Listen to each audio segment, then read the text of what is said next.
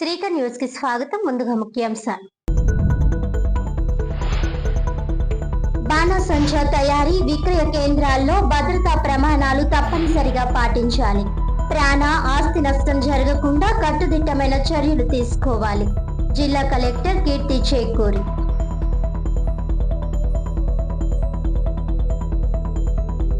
Chennai metropolitan transport authority బృందం గోదావరి పుష్కరాల ఏర్పాట్లకు సంబంధించి రాజమండ్రిలో పర్యటించారు.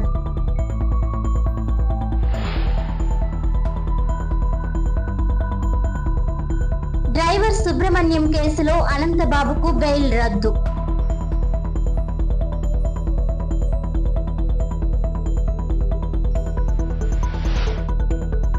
బాణసంచా తయారీ మరియు విక్రయ దుకాణాల్లో ఎటువంటి ప్రాణ ఆస్తి నష్టం జరగకుండా అన్ని భద్రతా ప్రమాణాలను ఖచ్చితంగా అమలు చేయాలని జిల్లా కలెక్టర్ కీర్తి చేకూరి ఆదేశించారు.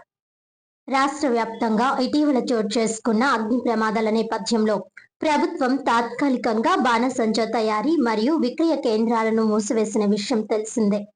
ఈ నేపథ్యంలో దుకాణాల పునఃప్రారంభానికి అనుమతులు ఇవ్వాలని బాణసంచా తయారీదారుల అసోసియేషన్లు పలుమార్లు విజ్ఞప్తి చేయడంతో బుధవారం కలెక్టర్ క్యాంపు కార్యాలయంలో లైన్ డిపార్ట్మెంట్ అధికారులతో పాటు అసోసియేషన్ ప్రతినిధులతో కలెక్టర్, ఎస్పీ, జేసీలు సమీక్షా సమావేశం నిర్వహించారు. ఈ సందర్భంగా వివిధ ప్రాంతాల్లో జరిగిన ప్రమాదాలపై క్షేత్రస్థాయిలో పరిశీలన చేసిన అధికారుల బృందాలు తమ నివేదికలను సమర్పించాయని అన్నారు. అనుమతుల కంటే అధిక మొత్తంలో పేలుడు పదార్థాలను ఒకే చోట నిల్వ ఉంచడం, పండుగలు మరియు జాతరల సమయంలో అధిక ఆర్డర్ల కారణంగా నైపుణ్యం లేని కార్మికులను వినియోగించడం, సరైన వెలుతురు మరియు భద్రతా ఏర్పాట్లు లేని గదుల్లో తయారీ నిర్వహించడం, అగ్నిమాపక ప్రమాణాలు పాటించకపోవడం వంటి అంశాలే ప్రమాదాలకు ప్రధాన కారణాలని అధికారులు వివరించారు. జిల్లా కలెక్టర్ కీర్తి చేకూరి మాట్లాడుతూ ఎంత మేరకు స్టాక్ నిర్వహణ విషయంలో అనుమతులు పొందారో అంత మేరకు మాత్రమే బాణసంచా తయారీ చేపట్టాలని స్పష్టం చేశారు. తయారీ ప్రక్రియలో అనుభవం మరియు నైపుణ్యం కలిగిన కార్మికులను మాత్రమే నియమించాలని అన్నారు. ప్రతి కార్మికుడికి గుర్తింపు కార్డులు జారీ చేయడంతో పాటు తప్పనిసరిగా బీమా సదుపాయం కల్పించాలని ఆదేశించారు. జిల్లా ఎస్పీ డి నరసింహకిషోర్ మాట్లాడుతూ బాణసంచా తయారీ మరియు విక్రయ కేంద్రాల్లో భద్రతా నిబంధనలు ఎట్టి పరిస్థితుల్లోనూ ఉల్లంఘించరాదన్నారు. అనుమతులు లేని ప్రదేశాల్లో పేలుడు పదార్థాల నిల్వ, అక్రమ రవాణా, నిబంధనలకు విరుద్ధంగా తయారీ నిర్వహిస్తే కఠిన చర్యలు తీసుకుంటామని హెచ్చరించారు. ప్రతి తయారీ కేంద్రంలో సీసీ కెమెరాలు, అత్యవసర భద్రతా ఏర్పాట్లు తప్పనిసరిగా ఉండాలని సూచించారు. కార్మికుల భద్రతకు ప్రాధాన్యత ఇస్తూ పోలీస్, అగ్నిమాపక, రెవెన్యూ శాఖల సమన్వయంతో నిరంతర తనిఖీలు నిర్వహిస్తాయని తెలిపారు. జిల్లా joint collector Y Megha Swaroop మాట్లాడుతూ బాణసంచా తయారీ మరియు విక్రయ కేంద్రాలు ప్రభుత్వం నిర్దేశించిన మార్గదర్శకాలను పూర్తి స్థాయిలో అమలు చేయాల్సిన అవసరం ఉందన్నారు. తయారీ యూనిట్లలో కార్మికుల భద్రత, పేలుడు పదార్థాల నిల్వ, రవాణా అంశాల్లో ప్రత్యేక జాగ్రత్తలు తీసుకోవాలని సూచించారు. ప్రతి యూనిట్ కు సంబంధించిన అనుమతులు, లైసెన్సులు, భద్రతా ధృవపత్రాలు ఎప్పటికప్పుడు నవీకరించుకోవాలని తెలిపారు. సంబంధిత శాఖల అధికారుల సమన్వయంతో తనిఖీలు నిర్వహిస్తూ భద్రతా ప్రమాణాలు అమలును నిరంతరం పర్యవేక్షిస్తారని పేర్కొన్నారు. ఎస్ఓపి రూపకల్పనలో అసోసియేషన్ ప్రతినిధులు బాధ్యతాయుతంగా సహకరించాలని కోరారు. ఈ సమావేశంలో జిల్లా SP D Narasimha Kishore, joint collector Y Megha Swaroop, Kovvur Rajamahendravaram ఆర్డీఓలు కె ఆనందరావు, ఆర్ శివరాముడు, జిల్లా అగ్నిమాపక అధికారి K Martin Luther King, DSP Devakumar, Srikanth, revenue, police, అగ్నిమాపక విభాగాల అధికారులు, బాణసంచా తయారీదారుల అసోసియేషన్ ప్రతినిధులు, ఇతర సమన్వయ శాఖల అధికారులు పాల్గొన్నారు.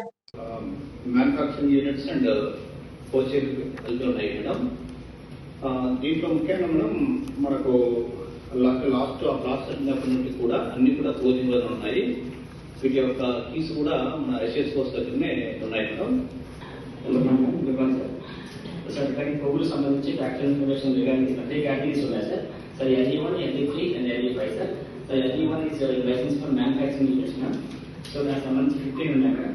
So LE3 regarding licence for magazine storage for usage sir. అవి ఒక 5 ఉన్నాయి మ్యామ్. నెక్స్ట్ LE5 అనేది licence for 5 crackers storage, possession and sale from factory. అవి 8 ఉన్నాయి. టోటల్ 28 ఉన్నాయి మేడం యాక్చువల్ గా. అండ్ మరి ఇందులో లైసెన్స్ ఉన్నవి రీవర్స్ అనేవి ఓన్లీ 4 తప్ప మిగతా ఎన్ని కూడా రీవర్స్ చేయవలసి ఉంది సార్. దీనికి కూడా లైసెన్స్ ఎక్స్పైర్ అయింది సార్. సో లాస్ట్ టైం కూడా మేము వేసి కమెంట్స్ చేయడం జరిగింది సార్. వీళ్ళతో కూడా ప్రతి ట్రాక్స్ తో కూడా కమెంట్ చేసింది సార్. సో తమ చెప్పిన లాస్ట్ టైం మేడం కొంచెం సజెషన్స్ చేశారు సార్. ఈ సమ్మర్ లో ఇన్స్పెక్షన్స్ ర్యాండమ్ గా చేయడం అయితే మళ్ళీ RS plus BRS concern SIS కూడా ఇన్స్పెక్ట్ చేయడం జరిగింది సార్. అప్పటి నుంచి కూడా ఏవైతే గతంలో ఇన్స్ట్రక్షన్స్ ఇచ్చారో అవన్నీ కూడా సీజ్ అయ్యి ఉన్నాయి సార్. గోదావరి పుష్కరాల ఏర్పాట్లకు సంబంధించి చెన్నై మెట్రోపాలిటన్ ట్రాన్స్పోర్ట్ అథారిటీ బృందం బుధవారం రాజమండ్రిలో పర్యటించింది. గోదావరి పుష్కరాల ఏర్పాట్లకు సంబంధించి చెన్నై మెట్రోపాలిటన్ ట్రాన్స్పోర్ట్ అథారిటీ బృందం రాజమండ్రిలో పర్యటించింది. పుష్కర్ ఘాట్, కోటిలింగాల ఘాట్లతో పాటు పలు ఘట్టాలను స్నానఘట్టాలకు అనుసంధానంగా ఉన్న రహదారులను బృందం సభ్యులు శంకర్, కె ప్రతిభ, కె సాభికి, బిఆర్ రమేష్ ఈ ప్రియదర్శనులు పరిశీలించారు.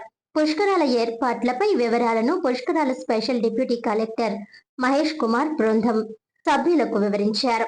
స్నానఘట్టాల వద్ద యాత్రికుల కోసం చేపట్టాల్సిన మౌలిక వసతులు, భద్రతా ప్రమాణాలపై నివేదికను బృందం సభ్యులు ప్రభుత్వానికి అందజేయనున్నారు.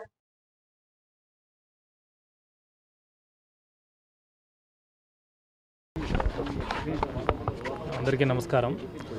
సో మనకి ఈ గోదావరి పుష్కరాల 2027లో ప్లానింగ్లో భాగంగా మనము ఒక కమ్ట్ అనే ఒక ఆర్గనైజేషన్కి రిక్వెస్ట్ చేశాము. ఇది చెన్నైలో ఒక specialist organisation, Chennai unified metropolitan transport authority ఒక ఆర్గనైజేషన్కి రిక్వెస్ట్ చేశాము. So they are expert in traffic management and mobility and all. సో వాళ్ళు వచ్చి ఒక ఫీల్డ్కి స్టడీ చేస్తున్నారు. సో టోటల్గా మన ఆర్ఎంసీలో రాజమండ్రి పరిధిలో ఏమేమి రూట్స్ ఉన్నాయి, సో టోటల్ ఘాట్స్ ఎన్ని ఉన్నాయి, ఒక ఘాట్స్ యొక్క స్ట్రెచ్ ఎంత ఉంది, ఒక ఘాట్ కెపాసిటీ ఎంత, సో పబ్లిక్ని మనం ఏ ప్లేస్లో డ్రాప్ చేయొచ్చు, సో డ్రాప్ చేసిన పబ్లిక్ని ఎలా తీసుకొని రావాలి. సో ఈ ప్లాన్ అని బేసిక్ ప్లాన్ అని మేము ఆల్రెడీ వేసాము. ఆ బేసిక్ ప్లాన్ వాళ్ళకి ఎక్స్ప్లెయిన్ చేస్తున్నాము. సో దట్ వాళ్ళ ఎక్స్పర్టైజ్కి ఈ బేసిక్ ప్లాన్ని వాళ్ళు కొద్దిగా మెర్జ్ చేసుకొని, సో వాళ్ళ దగ్గర ఇన్పుట్స్ తీసుకొని, సో దట్ బెటర్ ప్లానింగ్ కోసమని వాళ్ళు ఇన్వైట్ చేయడం జరిగింది. సో వాళ్ళు ఈరోజు వచ్చారు, ఒక 3-4 డేస్ స్పెండ్ చేస్తారు. సో మనం ఏదైతే రూట్స్ ప్లాన్ చేసామో అన్ని రూట్స్ ప్లస్ ఏదైతే పుష్కర్ నగర్స్ ప్లాన్ చేసామో అవన్నీ కూడా విజిట్ చేస్తారు. సో అక్కడ నుంచి క్రౌడ్ మొబిలిటీ ఎలా చేస్తామో, so from the Pushkar Nagar to ghat level, compartment level, micro planning అన్నీ కూడా మేము ఏదైతే చేసామో అది వాళ్ళతో ఒకసారి డిస్కస్ చేసి వాళ్ళ ఇన్పుట్స్ కూడా తీసుకొని ఒక ఫైనల్ ఒక ప్లాన్ అనేది ఒక తయారు చేసి మేడం దృష్టికి పెట్టడానికి ఒక ప్లాన్ అనేది చేస్తున్నాం. Thank you. ఎమ్మెల్సీ అనంతబాబు బెయిల్ను రాజమహేంద్రవరం ప్రత్యేక న్యాయస్థానం రద్దు చేసింది. వైకాపా ఎమ్మెల్సీ అనంతబాబుకు గతంలో సుప్రీంకోర్టు ఇచ్చిన బెయిల్ను రాజమహేంద్రవరం ప్రత్యేక న్యాయస్థానం రద్దు చేసింది. డ్రైవర్ వీధి సుబ్రహ్మణ్యం హత్య కేసులో 4 సాక్షులను అనంతబాబు ప్రలోభ పెట్టారు. తనకు అనుకూలంగా సాక్ష్యం చెప్పకపోతే చంపుతానని బెదిరించారు. బాధితుల ఫిర్యాదు మేరకు కాకినాడ జిల్లా సర్పవరం పోలీసులు ఏప్రిల్ 24న అనంతబాబును అరెస్ట్ చేశారు. ప్రస్తుతం రాజమహేంద్రవరం సెంట్రల్ జైల్లో రిమాండ్ ఖైదీగా ఉన్నారు. హత్య కేసులో బెయిల్పై ఉంటూ సాక్షులను బెదిరించడాన్ని తీవ్రంగా పరిగణించిన కోర్టు ఆధారాలతో నిరూపణ కావడంతో బెయిల్ రద్దు చేసింది. పోలీసుల తరపున ప్రత్యేక పబ్లిక్ ప్రాసిక్యూటర్ ముప్పాల సుబ్బారావు వాదనలు వినిపించారు. బెయిల్ రద్దుతో హత్య కేసు విచారణ పూర్తయ్యే వరకు అనంతబాబు జైల్లోనే ఉండనున్నారు. ఈ నెల 20 నుంచి డ్రైవర్ సుబ్రహ్మణ్యం హత్య కేసు రెగ్యులర్ విచారణ ప్రారంభించనున్నట్లు న్యాయస్థానం తెలిపింది. వైఎస్ఆర్సీపీ అధికారంలో ఉండగా వీధి సుబ్రహ్మణ్యం అనే ఒక దళిత యువకుడిని వైఎస్ఆర్సీపీ ఎమ్మెల్సీగా ఉన్నటువంటి వ్యక్తి అతి కిరాతకంగా హత్య చేశారని, 31 గాయాలు, 3 అంతర్గత గాయాలతో ఆయన ఇంటికి తీసుకొచ్చేసి కుటుంబ సభ్యుల్ని దహన సంస్కారాలు చేయమని చెప్పేసని 2 లక్షలు ఇస్తామని చెప్పేసని, లేకపోతే మీ అంతు చూస్తామని బెదిరించడం, ఈ సంఘటన అంతా కూడా గతంలో జరిగింది. అప్పుడు పోలీసు వాళ్ళు కూడా వైఎస్ఆర్సీపీ అధికారంలో ఉండగా వాళ్ళు కూడా పాపం ముద్దాయికి సహకరించారు. తర్వాత ఇటీవల కాలంలో తదుపరి విచారణలో 4 పోలీసు అధికారులను సస్పెండ్ చేసిన సంఘటన మనకు తెలుసు. ఈ పరిస్థితుల్లో జిల్లా కోర్టులో ప్రత్యేక న్యాయస్థానంలో నన్ను ప్రత్యేక న్యాయవాదిగా నియమించిన తర్వాత కేసు విచారణకు వచ్చింది.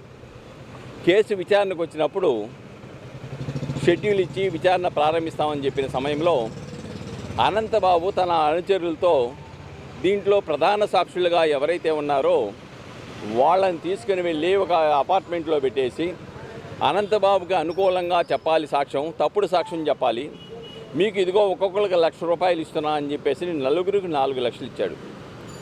తర్వాత మీరు తప్పుడు సాక్ష్యం చెప్పిన తర్వాత మరొక 2 లక్షలు ఒక్కొక్కరికి ఇస్తానని చెప్పాడు. దాని ప్రాతిపదికగా మరుసటి రోజు ఆ కుర్రవాళ్ళు పోలీస్ స్టేషన్లో ఫిర్యాదు ఇచ్చారు. ఫిర్యాదు ఇచ్చిన తర్వాత ఆ 4 లక్షల రూపాయలు తీసుకెళ్లి పోలీసు వాళ్ళకి అప్పచెప్పారు.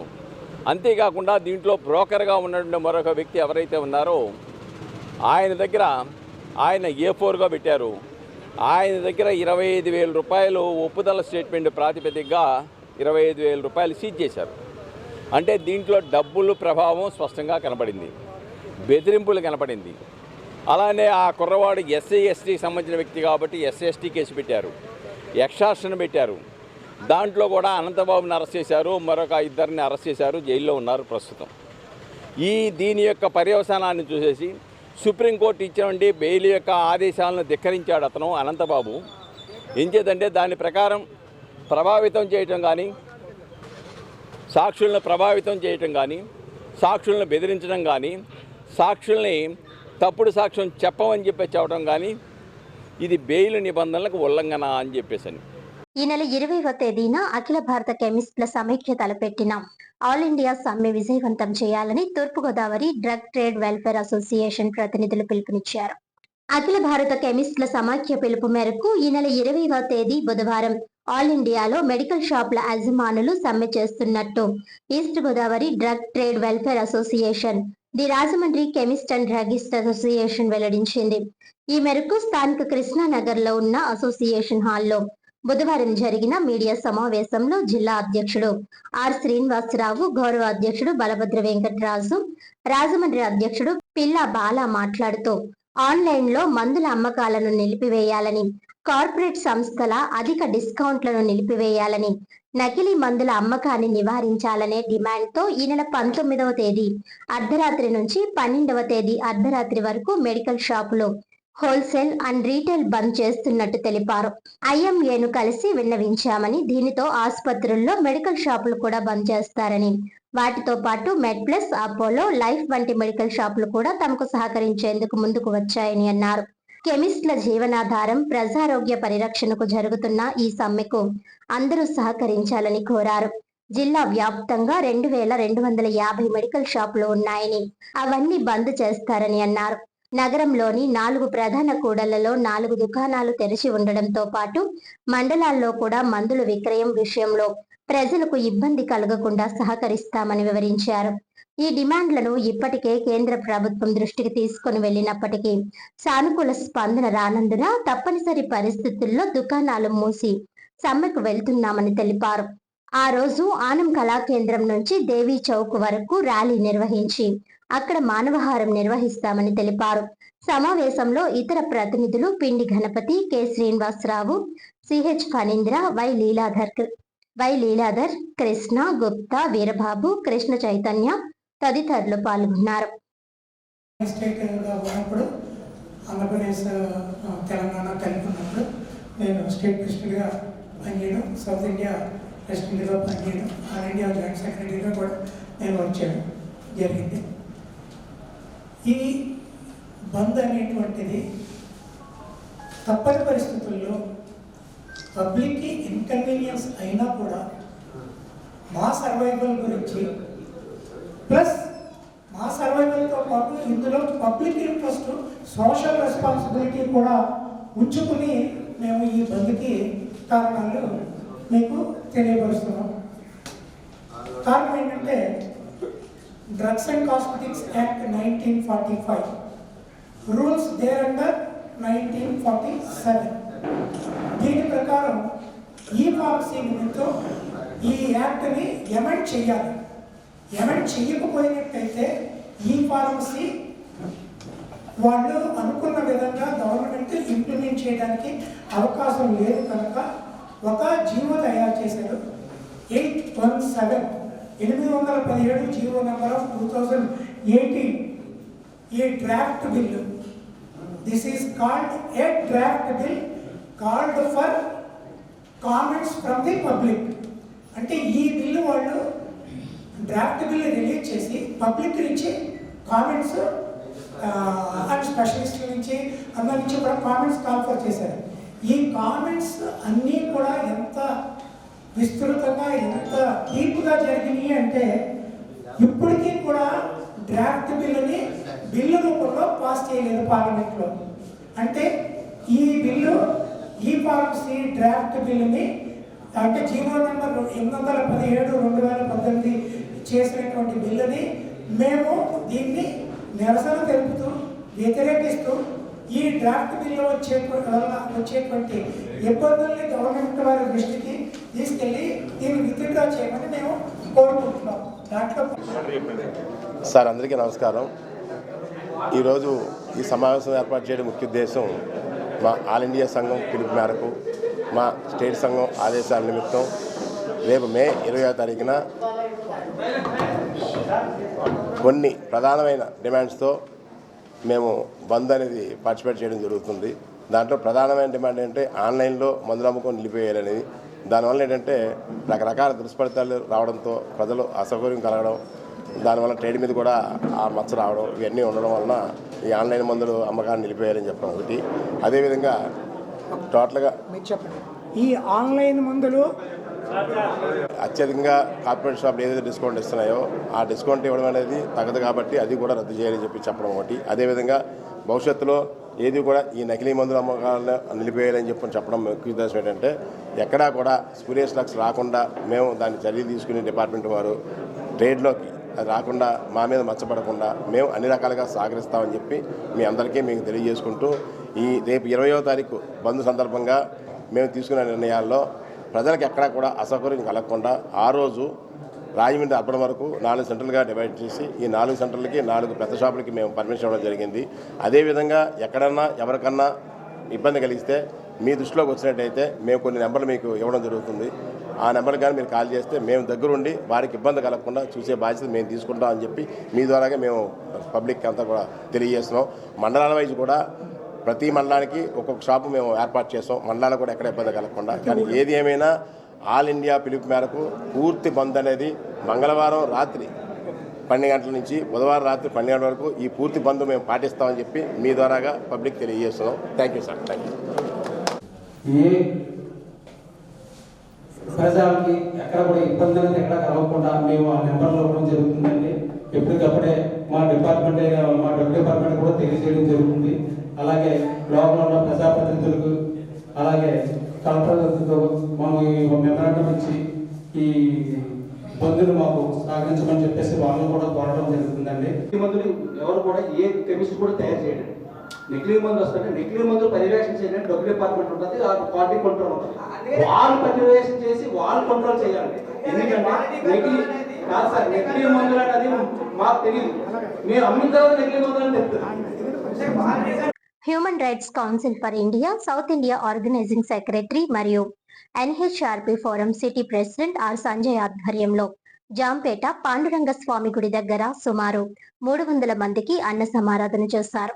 Human Rights Council for India South India organising secretary మరియు NHRP forum city president R Sanjay ఆధ్వర్యంలో ప్రతి నెల సేవా కార్యక్రమంలో భాగంగా ఏకాదశి సందర్భంగా జాంపేట పాండురంగ స్వామి గుడి దగ్గర బుధవారం సుమారు 300 మందికి అన్న సమారాధన చేశారు.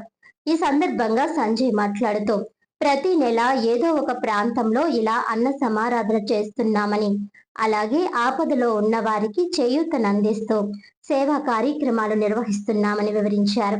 తమ కార్యక్రమాలను మరింత విస్తృతం చేస్తామని అన్నారు. ఈ కార్యక్రమంలో R Suvans, P Sandeep, P Satyanarayana, Vasanth, M Sachin, Vikas తదితరులు పాల్గొన్నారు.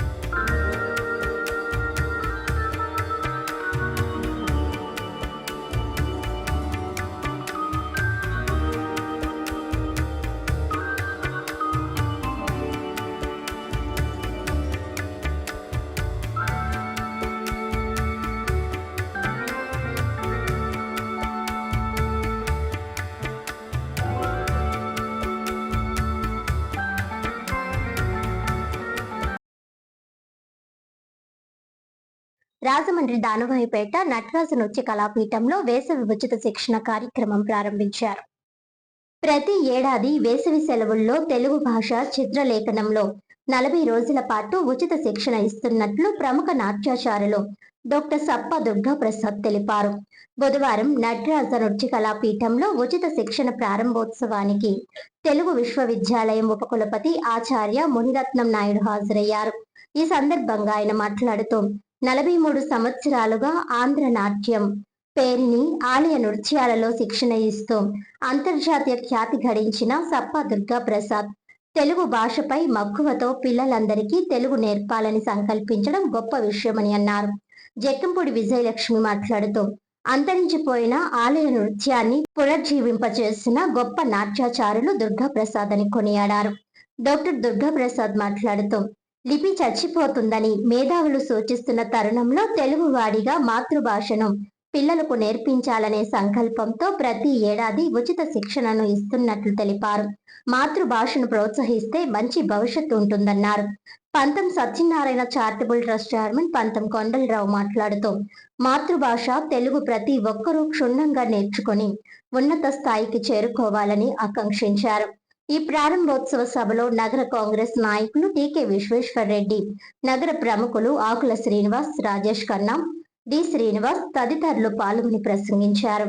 ఎస్కేవిటి కళాశాల తెలుగు విభాగాధిపతి డాక్టర్ పివిబి సంజీవరావు సభ నిర్వహణకర్తగా వ్యవహరించారు. ఈ కార్యక్రమంలో తల్లిదండ్రులు, చిన్నారులు పెద్ద ఎత్తున పాల్గొన్నారు.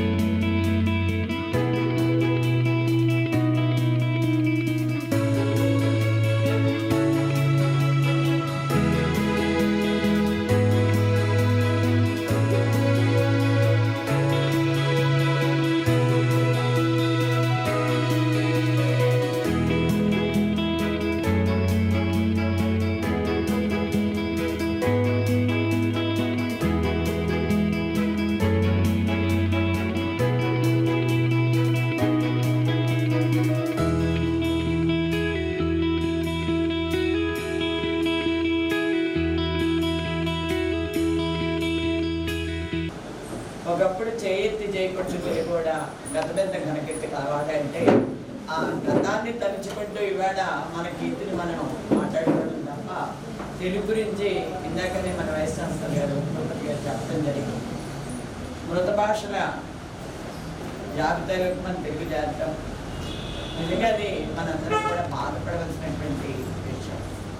ఇవాళ ఇంకా సప్ప దుర్గాప్రసాద్ గారు లాంటి వాళ్ళు ముందుకు వచ్చి ఇటువంటి కార్యక్రమాలు నిర్వహించడం అన్నది మనందరం కూడా అభినందించవలసినటువంటి విషయం. 43 సంవత్సరాలుగా ఆంధ్ర నాట్యానికి పెరిగి నృత్యానికి వీధులు పోస్తూ ఏ రకంగానూ అవి తనతో అంతరించిపోకూడదు, ఎంతోమంది నేర్చుకోవాలి అనేటటువంటి ఒక తాపత్రయంతో ఈ వ్యవస్థని సంస్థని నిరాపాయమానంగా నడిపిస్తున్నటువంటి దుర్గాప్రసాద్ గారికి శిరస్సు పాదాలు. అంటే ఒక సంస్థను ఏర్పాటు చేయడం చాలా సులభమే, కానీ ఆ సంస్థను 43 సంవత్సరాలు నడపడం అన్నది చిన్న విషయం కాదు అనేది మనం ప్రతి ఒక్కరం కూడా గుర్తుపెట్టుకోవాల్సినటువంటి అవసరం. సప్ప దుర్గాప్రసాద్ గారి గురించి చెప్పాలి అంటే బహుశా ప్రపంచంలోనే మొదటి ఉద్యానవనం అయ్యి ఉంటుంది. నృత్య ఉద్యానవనం మన ఆలయ నృత్యానికి సంబంధించి రాజమహేంద్రవరంగా ఆయన ఏర్పాటు చేయడం జరిగింది. ఈ రోజున చాలామంది చదువుకుంటున్నాం, కానీ కొన్నాళ్ళు పోయేటప్పుడు మన గురువు ఎవరు మనం మర్చిపోయేటటువంటి పరిస్థితి వస్తుంది.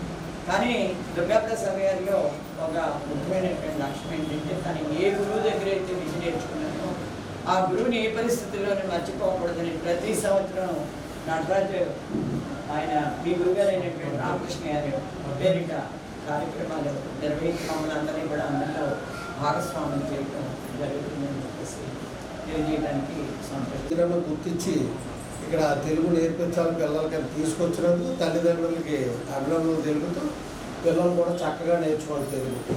తెలుగు నేర్చుకోవాలి. ఉంటే మనకు తెలుగు వచ్చి అనుకుంటాం కానీ తెలుగు రాదు.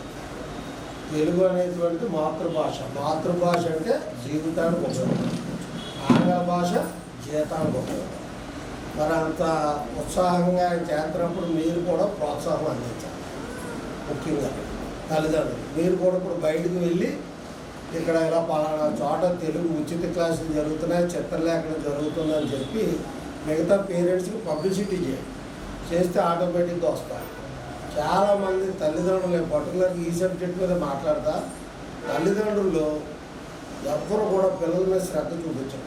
ఇక్కడ కాదు ఎక్కడ కూడా వాళ్ళకి మీరు అనుకుంటున్నారు ఏమీ రావట్లేదండి. ఈవెన్ స్కూల్స్లో కూడా స్కూల్లో సబ్జెక్ట్స్ కూడా అదే విధంగా ఉంటున్నాయి.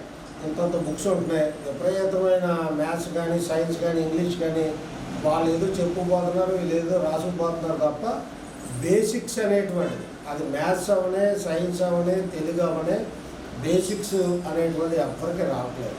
అంటే ఉదాహరణ ఇప్పుడు మ్యాథ్స్ తీసుకుంటే ఆ సెంటీమీటర్లో మీటర్లో 2 రకాలు ఇచ్చి ఏరియా కట్టమంటే 2 కలిపి ఇంటూ ఎల్ ఇంటూ బీ కట్టాలి.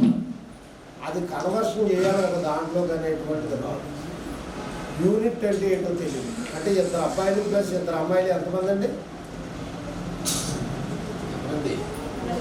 తప్పు. 4 ఏంటి? 2 అబ్బాయిలు ప్లస్ 2 అమ్మాయిలు ఎంత? చెప్పలేదు. 4 అని చెప్తారు. 4 ఏంటి? 4 అబ్బాయిలా 4 అమ్మాయిలా? 2 అబ్బాయిలు ప్లస్ 2 అమ్మాయిలే. అదే యూనిట్. ఆ యూనిట్స్ అబ్బాయిల అమ్మాయిల ఏదైనా ఒక చిన్నది ఇచ్చాడు అనుకోండి, దాన్ని బట్టి కన్వర్షన్ చేసుకుని మాట్లాడతాం. లేకపోతే 4 అన్న మాట అనకూడదు. 4 ఎవరో అనేటువంటిది యూనిట్స్ మాట. అలాగే తెలుగులోకి వచ్చేటప్పుడు ఆ పదాలు ఒత్తులు కానీ ఏవి రావట్లేదు, రాయడం రావట్లేదు. ఎందుకంటే ఈ మధ్య చాలా స్కూల్స్లోకి వెళ్ళారు. బీఈడీ చేసిన టీచర్లు కూడా ఆ టీచింగ్ చేసేటప్పుడు వాళ్ళకు కూడా రావాలి. ఎందుకంటే వాళ్ళు మీ పైన వాళ్ళు మాట్లాడాలి, వాళ్ళకే రావట్లేదు. ముందు బేసిక్స్ నేర్చుకోవాలంటే ఇలాంటి ఉచిత శిక్షణా శిబిరాలకు వస్తే వాళ్ళ దగ్గర నుంచి మొదలవుతుంది. కాబట్టి అన్నట్లే స్పష్టంగా నేర్చుకున్నట్టు ఉంటుంది. స్పెల్లింగ్ నేర్చుకోవాలి, తెలుగు భాష నేర్చుకోవాలి, చక్కగా ఉచ్చరించడం నేర్చుకోవాలి. మనం కూడా ఇంట్లో ఖాళీగా కూర్చుని బదులు పిల్లలందరికీ మనకేంటంటే బయట రాష్ట్రాలు బయట దేశాల్లో కూడా తెలుగు వారు చాలామంది ఉన్నారు. దానికి సంబంధించి తర్వాత మాట్లాడుతున్నాం. గత 2 ఏళ్లుగా తిరిగి 2025 ఆగస్టు 5వ తారీఖున ఆంధ్రప్రదేశ్ ప్రభుత్వ అధికారులతో, ముఖ్యమంత్రితో, అదేవిధంగా విద్యాశాఖ మంత్రితో ఈ విషయమై సుదీర్ఘంగా చర్చ మధ్యాహ్నం 2 నుండి సాయంత్రం 5 గంటల వరకు జరిగిన తర్వాత వారు వేలూరులో అన్ని జిల్లాల్లో కాలేజీలు ఉన్నాయి, ఇక్కడ లేదు కాబట్టి అక్కడ పెట్టాలనే ఉద్దేశం చెప్తే, లేదు సార్ ఇది సాంస్కృతిక రాజధాని, ఎన్టీ రామారావు గారు ఇక్కడే ఫౌండేషన్ వేశారు, 45 ఎకరాలు ఇక్కడ ఇచ్చారు అని చెప్పి జరిగి ఆ రోజు సాయంత్రానికే నోట్ రాహిచ్చేసి వచ్చినాను. ఆ తర్వాత అది మళ్ళా 7 నెలలు పట్టింది ఆర్డర్స్ రావడానికి. కాబట్టి ఆ ఆర్డర్స్ వచ్చిన తర్వాత మే 23, 2025 మే 23న జీవో నెంబర్ 23 ద్వారా పొట్టి శ్రీరాములు తెలుగు విశ్వవిద్యాలయం రాజమహేంద్రవరం ప్రధాన కేంద్రంగా, శ్రీశైలము, కూచిపూడి ఉప కేంద్రాలుగా ప్రకటిస్తూ జీవో ఇష్యూ చేశారు. 10/15/2025 సంవత్సరంలో నన్ను ఉపాధ్యక్షులు ఇన్ఛార్జిగా నియమించడం జరిగింది. ఇది విశ్వవిద్యాలయం ఆవిర్భావం. ఇక తెలుగు మనం భాష గురించి చెప్పుకోవాలంటే చాలా ఉన్నాయి. ఎందుకంటే మన వాళ్ళకి తెలుగు భాష అభిమానం లేదు. ఆ మాట నేను నిక్కచ్చిగా చెప్తాను. ఎందుకంటే మీకు అందరికీ తల్లిదండ్రుల కోపాలు రావచ్చు. ఇప్పుడు ఇతర రాష్ట్రాల్లో తమిళోళ్ళు కానీ, అటు బెంగాలీలు కానీ, మలయాళీలు కానీ, కన్నడలు కానీ వారి వారి మాతృభాషలో వాళ్ళ పిల్లలను చదివిస్తూనే ఇంగ్లీషు దానికి కూడా చేస్తున్నారు. కానీ మన దగ్గర అది చాలా వరకు కొరవడింది. అందువల్లనే మనకి ఈ పరిస్థితి దాపరించింది. ఎందుకంటే యునెస్కో తెలుగు భాష కూడా మృత భాషల్లో ఉంది అని చెప్పడానికి మేజర్ కారణం అది. ఇక సాంకేతిక విప్లవం ఈరోజు ప్రపంచీకరణ నేపథ్యంలో తెలుగు భాష ఇంకేమి చాలదు, భయం లేదు, దానికి గ్యారంటీ. ఎందుకంటే నేనే చెప్తా ఇప్పుడు ఉదాహరణ కూడా. నేను ఈరోజు అమెరికాలో నేను మొదలుపెట్టినప్పుడు కేవలం 240 మంది విద్యార్థులతో మొదలుపెడితే ఈరోజు 1,30,000 మంది విద్యార్థులు 10 ఏళ్లలో వాళ్ళు సంవత్సరానికి 10,000 మంది చేస్తున్నారు. మరి మనం ఎక్కడ పోయినాం? తర్వాత పరీక్షలు పెట్టేటప్పుడు పరీక్ష పెడితే పరీక్షకు సమయానికి తల్లిదండ్రులు మనం ఎంసెట్ గట్టయితే తీసుకెళ్తామో ఆ విధంగా వాళ్ళ తల్లిదండ్రులు వాళ్ళ పిల్లల్ని తీసుకొచ్చి పరీక్ష రాయించి మళ్ళీ తిరిగి తీసుకెళ్ళడం. ఆ సంస్థ వాళ్ళు ఆ మధ్యాహ్నం వచ్చిన తల్లిదండ్రులకు కూడా భోజనాలు ఏర్పాటు చేస్తారు. అంత ఇంట్రెస్ట్ వాళ్ళు చేస్తున్నారు, కానీ మన దగ్గర అది లేదు. ఇంకా ఇప్పుడు ఎందుకంటే నేను వైచారణను ఇక్కడ నాకు డేటా అంతా వచ్చింది కాబట్టి విత్ డేటాతో నేను మీకు విశ్లేషించి చెప్తున్నాను. మన ఉభయ రాష్ట్రాల్లోనూ ఈరోజు సంగీతము నృత్యంలో కేవలం 6,000 మంది మాత్రమే చదువుతున్నారు. కానీ సిలికానాంధ్ర సంపద దాని పేరు వాళ్ళు ఇదే మనబడి తెలుగు సంపద అనేది సంస్కృతి సంబంధించింది. వాళ్ళు సంవత్సరానికి 3,600 మంది ఈ సంవత్సరం అడ్మిషన్ సంగీతము నృత్యం కోర్సుల్లో, తెలుగు 10,200. అంటే వాళ్ళకు 2,500 మంది విద్యా వాలంటీర్లు పనిచేస్తున్నారు తల్లిదండ్రులు. అంటే వితౌట్ ఎనీ పైసా, జీతం కాదు, పారితోషికం కాదు, ఏమీ లేదు. రాత్రింపగులు తెలుగు భాష కోసం ఆ తల్లిదండ్రులు సేవ చేస్తున్నారు. మరి మనం ఎంతవరకు చేస్తున్నాం? మన భాషను నిలుపుకోవడానికి మనకు ఎంతవరకు తపన ఉండాలి? విద్యాలయం ప్రారంభించినప్పుడు అంటే ప్రారంభించడానికి కూడా అప్పుడున్న ముఖ్యమంత్రి రామారావు గారికి నేను అప్పుడు నాకు 22 ఏళ్ళ వయసు. ఆ వయసులో ఆయన్ని చూడడమే గొప్ప విషయం, ఆయనతో మాట్లాడడం అంటే ఇంకా గొప్ప విషయం. ఆయన్ని ఎదిరించడం అంటే ఎంత ధైర్యం కావాలో, ఎంత గుండె నిబ్బరం కావాలో మీ అందరికీ తెలుసు, చాలామందికి తెలుసు. అలాంటి 22 ఏళ్ళ వయసులో ఇలా చేతులు పెట్టుకొని, సార్ అలా కాకుండా ఇంకోలా చేస్తే బాగుండేది కదా సార్ అన్నాను. ఆయన ఎంత గొప్ప వ్యక్తి అంటే ఆయన పేరు ఎన్టీ రామారావు కాదు, నందమూరి దేవుడే. నేను స్వయంగా చూసాను కాబట్టి చెప్తున్నాను. భగవంతుడే రామారావు రూపంలో పుట్టాడు. అంతకు ముందు కానీ ఆ తర్వాత కానీ నేను స్వామి వివేకానందలో ఆ వెలుగు చూశాను, మళ్ళీ రామారావులో చూశాను. ఇంకా మధ్యలో దేశ నాయకులు, రాజకీయ నాయకులు, ప్రపంచ నాయకులు చాలామందిని చూశాను, కానీ ఆ తేజస్సు ఒక రామారావులోనే చూశాను. అయితే అప్పుడు చేసిన దానికి చెప్పండి అన్నారు ఆయన. అంటే నేను కుర్రాన్ని చెప్పరా అనొచ్చు, చెప్పు అనొచ్చు, కానీ ఆయన అలా అనలేదు. మీరెవరు అన్నాడు. అంటే రాజమండ్రి చెప్తాను, గోదావరి కదా ఉద్యమం చెప్పండి అంతే. నేను నా అభిప్రాయం చెప్పిన 5 సంవత్సరాల తర్వాత ఇక్కడ యూనివర్సిటీ ప్రారంభిస్తూ తెలుగు యూనివర్సిటీ నాకు ఆయన ఒక లేఖ పంపుతారు. ఆయన సంతకంతో మీరు ఆనాడు చేసిన సూచనలకు అనుగుణంగా తెలుగు విశ్వవిద్యాలయాన్ని ప్రారంభిస్తున్నాం, మీరు తప్పకుండా రండి అని ఒక లేఖ వచ్చింది. ఆ వేళ నాకు ఖాళీ లేక నేను వెళ్ళలేకపోయాను. అప్పుడు బీసీ గారు దోణప్ప గారు, అప్పుడు ఎడ్యుకేషన్ మినిస్టర్ ఎన్ఎన్ సీతాదేవి గారితో నాకు చాలా పరిచయం ఉంది. దోణప్ప గారు అయితే నాకు గురుగారితో సమానం. ఆయన బాబు అనేవారు. ఆ తర్వాత కనిపించినప్పుడల్లా ఆయన దోణప్ప గారు తిట్టేవారు, ఎన్ఎన్ సీతాదేవి గారు దెబ్బి కొట్టేవారు. మాస్టర్ ఆ వేళ వచ్చి ఉంటే మీకు ఏ పోస్ట్ ఇచ్చేవారు, రామారావు ప్రత్యేకించి అడిగే అని, అది వేరే విషయం. అందువల్ల ఆ వాటి నుంచి నాకు తెలుగు విశ్వవిద్యాలయం అభిమానం. ఆ అభిమానంతో తర్వాత రాజకీయ నాయకులు మారడం, అదే కాకుండా ఇంకొక విషయం ఏంటంటే రాజమండ్రిలో మొట్టమొదటి విశ్వవిద్యాలయం తెలుగు విశ్వవిద్యాలయమే. ఆర్ట్స్ కాలేజీ విశ్వవిద్యాలయం అవ్వాల్సింది, వాటికి అవ్వలేదు. ఆ తర్వాత రాజశేఖర రెడ్డి గారు నన్నయ్య విశ్వవిద్యాలయం ప్రారంభించారు. కానీ తొలి విశ్వవిద్యాలయం రాజమండ్రిలో తెలుగు విశ్వవిద్యాలయం. ఆ అభిమానం ఆ అభిమానంతో బాధపడే వాళ్ళం తప్ప మనం ఏం చేయలేం. మనం అధికారులం కాదు, రాజకీయ నాయకులం కాదు, మంత్రులం కాదు.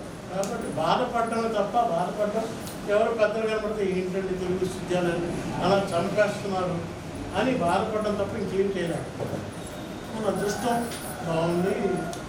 కొత్త యువకుడైన మంత్రి వచ్చాడు, ఆయనకి తాతగారు ఆశయం నిలబెట్టారు, ఒక ఆశయము, లేకపోతే రాజమండ్రి మీద నమ్మకారము ఏదైనా కావచ్చు. మళ్ళీ విశ్వవిద్యాలయాన్ని పునర్నిర్మించాలని ఒక తలంపు వచ్చింది. వీసీ గారిని అపాయింట్. వీసీ గారు నాకు 30 ఏళ్ళు బట్టి పరిచయం. అయితే ఆయన నేను రాజమండ్రి వస్తున్నాను అని నాకు ఫోన్ చేసాము. ప్రమాణ స్వీకారాన్ని కీర్తిశేషులు సుంకర భాస్కర్ రావు రాఘవమ్మ దంపతుల కుమార్తె స్వర్గీయ ప్రొఫెసర్ సమ్మెట శ్రీ జ్యోతి జయంతి సందర్భంగా సుంకర భాస్కర్ రావు గాంధీపురం నగరపాలకోన్నత పాఠశాల నందు అడహక్ మహిళా సిబ్బందికి నూతన వస్త్రాలు అందజేశారు. స్థానిక సుంకర భాస్కర్ రావు గాంధీపురం నగరపాలకోన్నత పాఠశాల నందు క్రీస్తుశేషులు సుంకర భాస్కర్ రావు రాఘవమ్మ దంపతుల కుమార్తె స్వర్గీయ ప్రొఫెసర్ సమ్మెట శ్రీ జ్యోతి జయంతి సందర్భంగా పాఠశాలలో పనిచేస్తున్న అడహక్ మహిళా సిబ్బందికి నూతన వస్త్రాలు గౌతమి జీవకారుణ్య సంఘం చైర్మన్ వర్రె శ్రీనివాసరావు, పాఠశాల హెడ్ మాస్టర్ రొబ్బి సన్యాసరావు చేతుల మీదుగా అందించారు. తొలుత ఆంధ్ర విశ్వవిద్యాలయం కామర్స్ అండ్ మేనేజ్మెంట్ స్టడీలో అధ్యాపకురాలుగా, ఇంటర్ యూనివర్సిటీ టేబుల్ టెన్నిస్ క్రీడాకారిణిగా, AU ladies hostel chief warden గా, విద్యావేత్తగా ఖ్యాతిగాంచిన శ్రీ జ్యోతి చిత్రపటానికి పూలమాలలతో నివాళులర్పించారు. సుంకర భాస్కర్ రావు కుటుంబ సభ్యుల తరపున సుంకర భాస్కర్ రావు నగర్ పాఠశాల విద్యార్థులకు వచ్చే సంవత్సరం నుండి క్రీడా ఛాంపియన్లకు డ్రాయింగ్, డాన్స్, క్రాఫ్ట్స్ తదితర పోటీల్లో విజేతలకు ట్రోఫీస్ తో పాటు నగదు బహుమతులు అందజేస్తామని వర్రె శ్రీనివాస్ తెలియజేశారు. Government girls high school, government arts college, SKR college, ఎంబీపీహెచ్డి ఆంధ్ర విశ్వవిద్యాలయంలో శ్రీ జ్యోతి ఉత్తమ విద్యార్థిగా రాణించారని, సహకార రంగంలో మానవాభివృద్ధి ప్రముఖ ప్రొఫెసర్ వెంకటరత్నం గైడెన్స్ లో చేసిన డాక్టరేట్ థియాసిస్ పూర్వపు వైస్ ఛాన్సలర్లు, విద్యావేత్తలు కీర్తిశేషులు పివి నరసింహారావు ప్రశంసలు పొందిందని శ్రీ జ్యోతి సోదరుడు సుంకర నాగేంద్ర కిషోర్ తెలియజేశారు. ఇటీవల ఆంధ్ర విశ్వవిద్యాలయం శతాబ్ది ఉత్సవాలలో కీలక పాత్ర పోషించిన వారిలో ఒకరైన ఆంధ్ర విశ్వవిద్యాలయం arts commerce college principal professor Jaladi Ravi doctor thesis కీర్తిశేషులు డాక్టర్ జ్యోతి గైడ్ గా ఉన్నారు. AU department of commerce and management studies లో 25 సంవత్సరాలు అధ్యాపకురాలుగా విశిష్టమైన విద్యా అభివృద్ధి సేవలు అందించిన శ్రీ జ్యోతి లెక్సింగ్టన్, అమెరికాలో కూడా భర్త ఎలక్ట్రికల్ ఇంజనీర్ ఫణీంద్ర కుమార్, కూతురు నవ్య భారతి సహాయంతో పలు క్రీడా అభివృద్ధి కార్యక్రమాలు నిర్వహించారు. స్కూల్లో ఉన్న ఆయాల్ని మేమేదో చురుకానికి మా సహోదరి మణిలాగా వాళ్ళు మద్దతు పెట్టడం మాకు చాలా సంతోషంగా ఉంది. ఏంటంటే తన కారణం మేము ఎన్నోయే దీన్ని మాజీ కార్పొరేటర్ గారు, భర్తీ జీవితాన్ని సంఘం చైర్మన్ గారు, ఈ స్కూలు సర్వతోముఖాభివృద్ధికి పాటుపడుతున్న వర్రె శ్రీనివాసరావు గారు, అలాగే హెడ్ మాస్టర్ గారు నాకు అవకాశం ఇచ్చిన ధన్యవాదాలు. కుటుంబం తరఫున తన తరఫున ఏమేమి ఇస్తామని వర్రె శ్రీనివాసరావు గారిని నమస్కారం. వార్తలోని ముఖ్యాంశాలు మరోసారి. బాణాసంచా తయారీ, విక్రయ కేంద్రాల్లో భద్రతా ప్రమాణాలు తప్పనిసరిగా పాటించాలి. ప్రాణ, ఆస్తి నష్టం జరగకుండా కట్టుదిట్టమైన చర్యలు తీసుకోవాలి. జిల్లా కలెక్టర్ కీర్తి చేకూరి.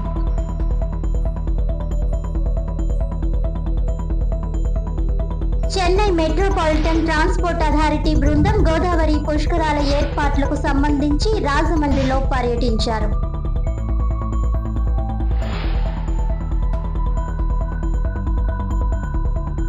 డ్రైవర్ సుబ్రహ్మణ్యం కేసులో అనంతబాబుకు బెయిల్ రద్దు.